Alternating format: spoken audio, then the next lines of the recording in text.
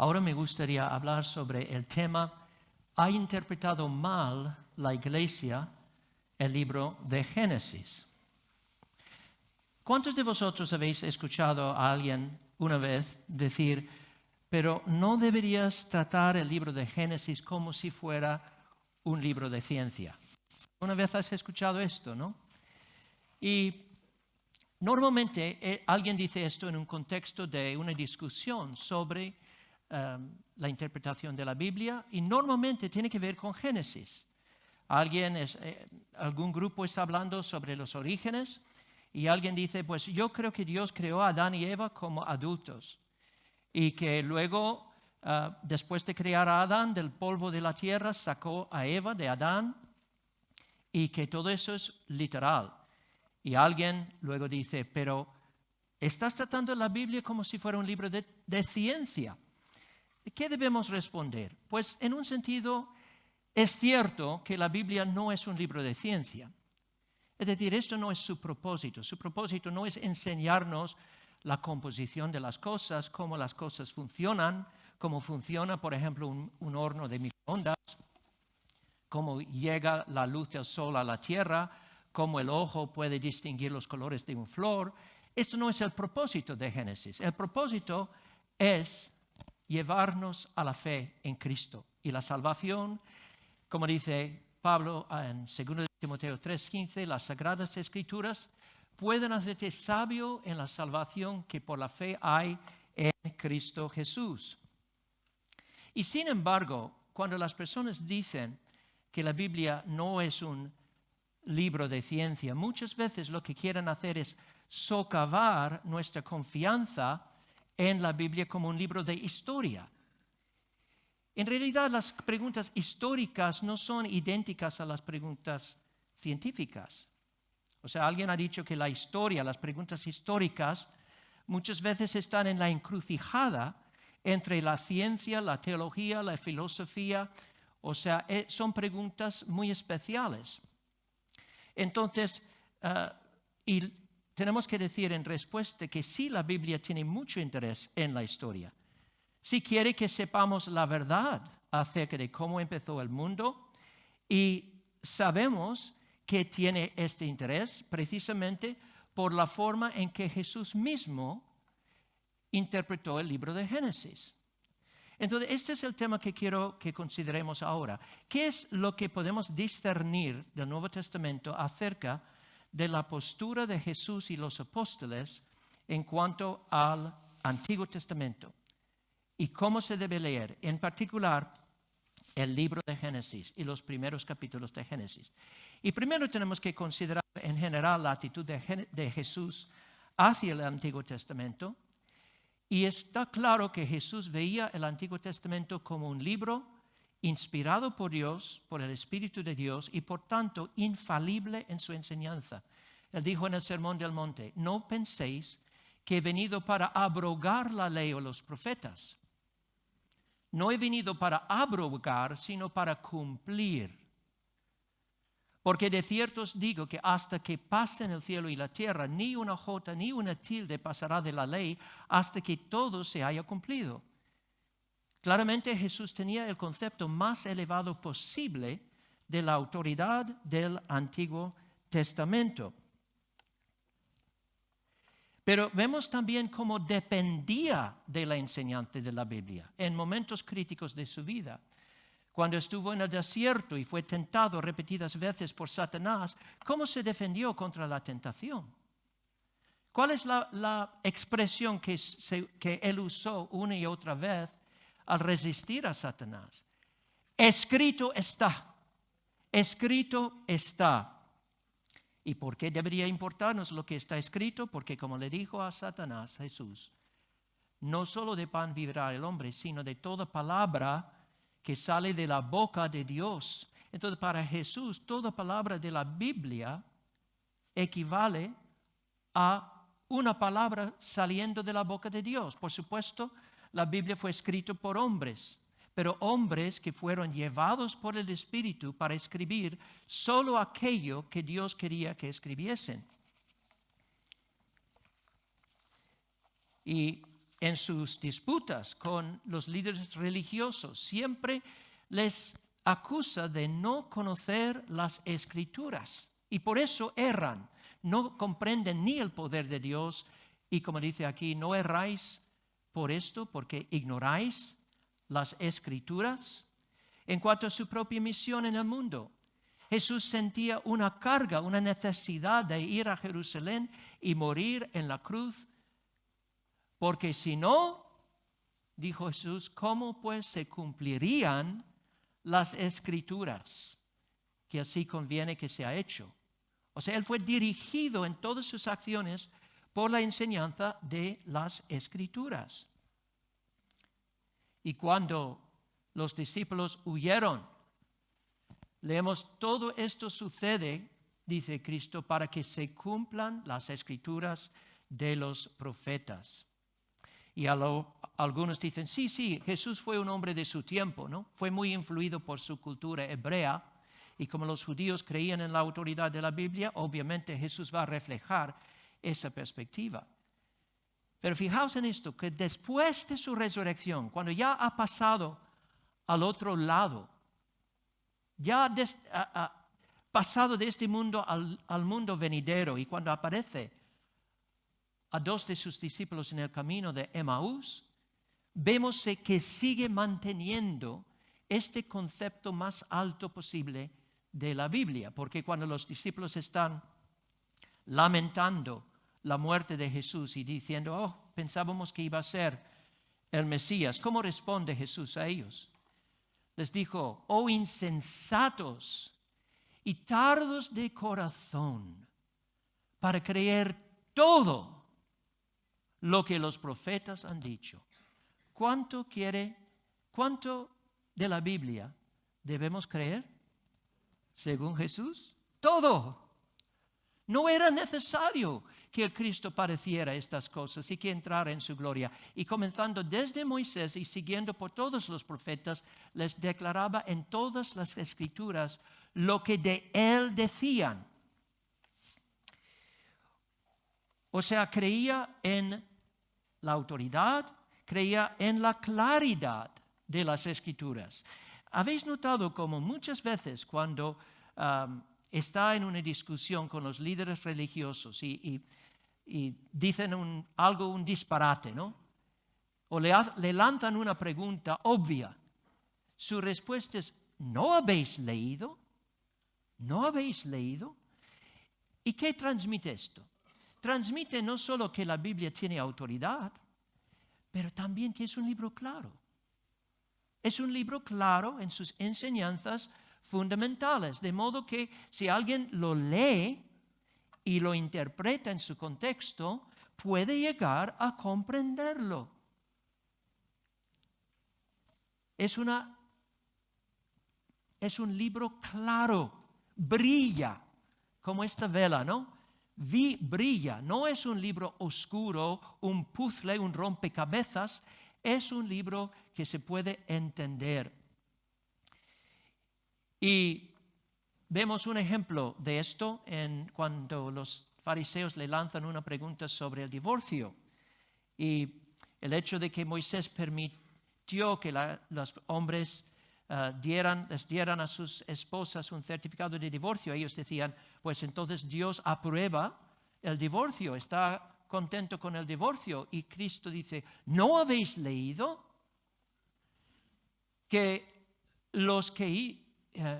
el que los hizo al principio, varón y hembra los hizo, y dijo, por esto el hombre dejará padre y madre y se unirá a su mujer y los dos serán una sola carne? Por tanto, lo que Dios juntó, no lo separe el hombre. Entonces Jesús afirma claramente que la enseñanza sobre el matrimonio en la Biblia es una enseñanza clarísima. El matrimonio es la unión de un varón y hembra. Dios mismo instituyó el matrimonio en el huerto de Edén, y creo que es en Marcos dice que esto lo hizo al principio de la creación. O sea, no dice al principio del libro de Génesis, como si fuera simplemente una historia literaria. Dice, al principio de la creación, Dios estableció el matrimonio. Y vemos otras referencias a los primeros capítulos de Génesis de la boca de Jesús que demuestran que Él aceptaba la historicidad de estos capítulos. Por ejemplo, cuando está lanzando una crítica contra los líderes religiosos, dice: a esta generación se le hará responsable del asesinato de todos los profetas de Dios desde la creación del mundo, desde el asesinato de Abel hasta el de Zacarías, a quien mataron entre el altar y el santuario.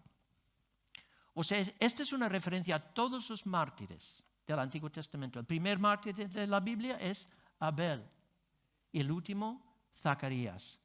Y está diciendo que esa generación, por rechazar a Él mismo, que es Él cumple todo, entonces tenían una culpa muy, muy grande delante de Dios. Pero Cristo consideró a Abel igualmente, una figura igualmente histórica que Zacarías. Entonces menciona diversos personajes del Antiguo Testamento como personajes históricos. Noé, Abel, también menciona Moisés, menciona Elías, pero no solo menciona a ellos, se reúne con ellos en el monte de la transfiguración. Así que para mí, esta es la prueba, o sea, la respuesta final a los que quieren atribuir el libro de que quieren atribuir el Pentateuco a JEPD y no a Moisés. Es decir, mira, Jesús mismo se reunió con el autor del Pentateuco en el monte de la transfiguración. ¿O vas a negar eso también? O sea, Moisés claramente es un personaje histórico porque se reunió con Jesús en el monte de la transfiguración. Pero no solo Jesús, sus apóstoles también compartían la misma visión de la Biblia, y quiero decir los profetas del Antiguo Testamento, como hombres inspirados que escribieron libros históricamente fidedignos. Piensa, por ejemplo, en Pablo, cuando está en Atenas y está predicando el Evangelio. Él menciona a Adán. De hecho, la figura de Adán es una figura clave en su predicación. Él dice: de una sangre Dios ha hecho todo el linaje de los hombres para que habiten sobre toda la faz de la tierra, y les ha prefijado el orden de los tiempos y los límites de su habitación. Sabéis que los atenienses se creían superiores a todos los demás hombres y creían que tenían otro origen que las demás razas de la humanidad. Y Pablo lanza un ataque contra este orgullo y dice: no, todos somos de una sola sangre. Hay un solo padre de la raza humana y es Adán. Entonces, Pablo claramente creía en Adán como una figura histórica. Además dice que de Adán, el primer hombre es de la tierra. El segundo hombre, que es el Señor, es del cielo. Y está refiriéndose a lo que leemos en Génesis 2, que Dios hizo a Adán del polvo de la tierra. Y algunos quieren decir, bueno, a lo mejor es una metáfora que quiere decir que Adán evolucionó de especies inferiores. Y polvo de la tierra es una referencia a especies inferiores. Pero fijaos, cuando Dios pronuncia su juicio sobre Adán, dice: del polvo eres y al polvo volverás. No se va a convertir en una especie inferior. Va a volver otra vez a convertirse en partículas de tierra, porque Dios literalmente le hizo de la tierra. También Pablo afirma el orden en que Dios creó el primer varón y la primera hembra. Dice: porque Adán fue formado primero y después Eva. Y es muy interesante notar cómo afirma el carácter literal de la narrativa de la creación de Adán y Eva. Porque fijaos en estos versículos de 1 de Corintios 11. Dice, el varón no procede de la mujer, sino la mujer del varón. Y tampoco el varón fue creado por causa de la mujer, sino la mujer por causa del varón. Fijaos en ese verbo proceder, porque hay un contraste entre proceder y nacer en el texto siguiente. Dice, sin embargo, en el Señor ni la mujer es independiente del hombre, ni el hombre independiente de la mujer, porque así como la mujer procede del hombre, también el hombre nace de la mujer. Y todas las cosas proceden de Dios. ¿Entendéis lo que está diciendo? Está diciendo que según la providencia de Dios, un ser humano entra en este mundo por medio del nacimiento. El hombre nace del vientre de una mujer. Pero la mujer no nació de Adán. No nació de Adán. Procedió de Adán. Dios tomó una parte del cuerpo de Adán y formó la primera mujer, porque necesitaba una ayuda idónea. Pero Pablo no es el único apóstol que habla de Génesis. Pedro, en su segunda epístola, habla del diluvio como un hecho real de la historia. Y habla de los tiempos en los que vivimos. Dice que en los últimos días los hombres van a negar el juicio de Dios. Dice, el mundo sigue igual. No ha habido ningún cambio desde el principio del mundo hasta ahora. ¿Cómo me dices que va a haber un juicio al final? Y dice, estos ignoran voluntariamente que en el tiempo antiguo fueron hechos por la palabra de Dios los cielos y también la tierra que proviene del agua y por el agua subsiste, por lo cual el mundo de entonces pereció. El mundo pereció, anegado en agua, pero los cielos y la tierra que existen ahora están reservados por la misma palabra, guardados para el fuego en el día del juicio y de la perdición de los hombres impíos. Está claro lo que está diciendo, que cuando los hombres niegan el juicio final, están ignorando voluntariamente que ha habido ya un juicio mundial en los días de Noé, que fue el diluvio. Claramente este argumento cae a tierra si no hubo un diluvio. Es que el diluvio fue un hecho histórico y por eso sabemos que al final de la historia habrá un juicio final.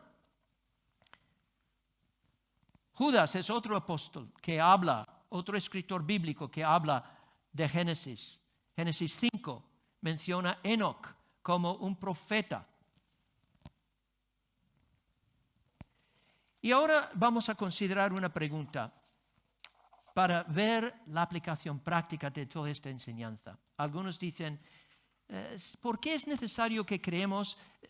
Digamos que Jesús sí creía literalmente que todo en el Antiguo Testamento sucedió literalmente, ¿no? ¿Cómo se escribe ahí? Pero ¿por qué tenemos que creer lo mismo que Él? Después de todo, Él era un hombre de su tiempo, era un judío del primer siglo y seguramente tenía ideas conforme a los tiempos en los que vivía, pero vivimos en el siglo XXI. Hermanos, tenemos que recordar a la gente quién es Jesús. Jesús no es un hombre cualquiera.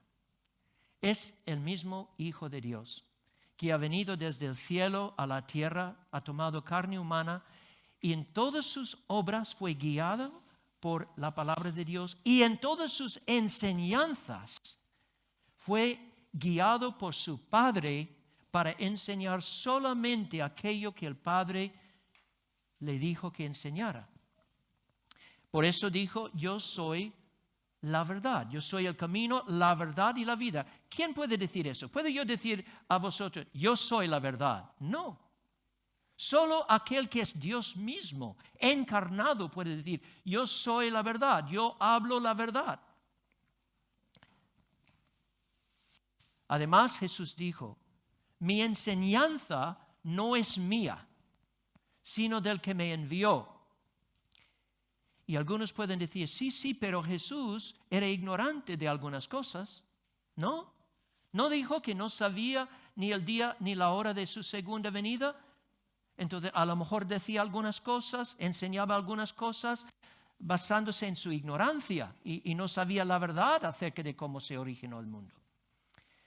No, hermanos, no podemos decir eso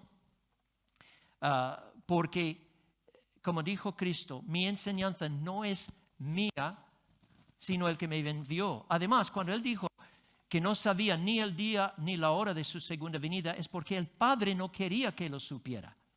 Y Él se sometió a la voluntad de su Padre y quedó como ser humano ignorante de la hora y el día de su segunda venida. Pero, ¿sabéis? Él sabía lo que conocía y lo que desconocía. Y nunca basó su enseñanza en ignorancia. Todo lo que enseñaba, lo enseñaba porque sabía la verdad. Y no enseñaba nada más que la verdad. También esto es muy importante porque, como vemos, estamos viviendo en un mundo en el cual la cultura y toda la civilización occidental realmente se va desmoronando precisamente por rechazar la autoridad de la Biblia, y yo digo por rechazar la autoridad y la claridad de la enseñanza de Dios en Génesis. Después Gonzalo nos va a hablar, creo que mañana nos va a hablar sobre el tema del matrimonio. No voy a entrar en el tema, pero simplemente decir que Jesús enseñó claramente que el matrimonio es la unión entre varón y hembra, y esto porque Génesis lo dice. O sea, en algunas de sus enseñanzas simplemente confirma la enseñanza de Génesis. No enseña nada nuevo, simplemente confirma, dice sí y amén a lo que habéis leído ya. Hay otras razones por las que tenemos que mantener un concepto bien alto de la autoridad de Génesis como Cristo. ¿Sabéis? La misma investigación científica del mundo tiene su fundamento en Génesis. ¿Por qué digo eso? Porque cuando Dios creó a Adán, le dio una tarea. Los teólogos lo llaman el mandato cultural. Le dijo a él y a Eva que se multiplicaran, que llenaran la tierra y que sojuzgaran la tierra y que reinaran sobre el mundo animal. Pero para llevar esto a cabo tienen que conocer el mundo, tienen que investigar el mundo, tienen que explotar sus recursos. O sea, el mandato cultural nos da la base de la investigación científica, pero en un contexto que nos advierte de los límites del conocimiento científico. Porque Dios es todopoderoso y hace dos clases de obras. Las obras de su providencia ordinaria, que sí, la ciencia puede estudiar, las obras ordinarias de Dios, cómo Él gobierna el mundo en el día a día. Pero hay otra clase de obra que Él hace, que la ciencia no puede explicar y nunca podrá explicar, que son los milagros. Y no hay manera de leer el texto de Génesis 1, 2, 3 y negar que Dios usó milagros a la hora de crear el mundo. Yo estoy cada vez más convencido de que una de las estrategias que Satanás está utilizando para debilitar la iglesia en su testimonio a un mundo incrédulo, una de sus estrategias ha sido poner en duda la autoridad y la claridad de la enseñanza de Génesis, y en particular la enseñanza sobre la creación. ¿Por qué digo eso? Porque vemos que los hombres han buscado 1000 maneras de tratar de armonizar la enseñanza de la Biblia con teorías de los orígenes de la tierra basados en el ateísmo. Es como tratar de unir fuego y agua, imposible. Y es muy peligroso, porque si no interpretamos honestamente el libro de Génesis, o si damos la impresión de que realmente nadie puede interpretarlo con seguridad porque son capítulos confusos, capítulos oscuros, que es una mentira. Si ponemos en duda la claridad de Génesis sobre la creación, eso va a afectar nuestra interpretación de toda la Biblia. Va a poner en duda muchísimos pasajes. ¿Qué vas a hacer con este pasaje, por ejemplo? Si dudas de la existencia de Adán. Por tanto, tal como el pecado entró en el mundo por un hombre y la muerte por el pecado, así también la muerte se extendió a todos los hombres, porque todos pecaron. El Evangelio mismo depende de la afirmación de la historicidad de Adán. Fue por medio de Adán que el pecado entró en el mundo y eso condujo a la muerte y a toda la miseria que vemos hoy en día en el mundo. Por eso Dios envió a su Hijo. Entonces es esencial que nos aferremos a la enseñanza de Génesis y que declaremos que esta es enseñanza clara, autoritativa y que realmente no es ambigua. Tenemos una tarea en nuestros días, hermanos, y es llevar a cabo 2 Corintios 10:5. Llevar cautivo todo pensamiento a la obediencia a Cristo. La importancia de este mensaje que acabo de daros es que nos recuerda que la razón final por nuestra confianza en Génesis, ¿sabes por qué yo creo sobre todo en la autoridad de Génesis? Por mi deseo de ser fiel a Cristo. Un discípulo es una persona que sigue a Cristo, que se sienta a los pies de Cristo y aprende de Cristo. Yo no puedo seguir a Cristo fielmente y negar lo que Él creía y enseñaba. Entonces tengo que llevar cautivo todos mis pensamientos a la obediencia a Cristo, porque es Señor. O sea, al final este es un asunto de sumisión al señorío de Cristo, al reconocimiento de su autoridad como Dios hecho carne, su autoridad como maestro infalible en quien podemos confiar 100%. Si Cristo se equivocó en lo que enseñó sobre Génesis, ¿cómo podemos estar seguros en cuanto a lo que enseñó sobre la salvación o sobre el amor de Dios? Si es un maestro infalible en un asunto, tiene que ser un maestro infalible en todo lo que enseña. ¿Entendéis? Así que, hermanos, oremos a Dios que nos haga discípulos fieles y que llamemos a otros creyentes a someterse a la autoridad de Cristo y a la autoridad de la palabra de Dios.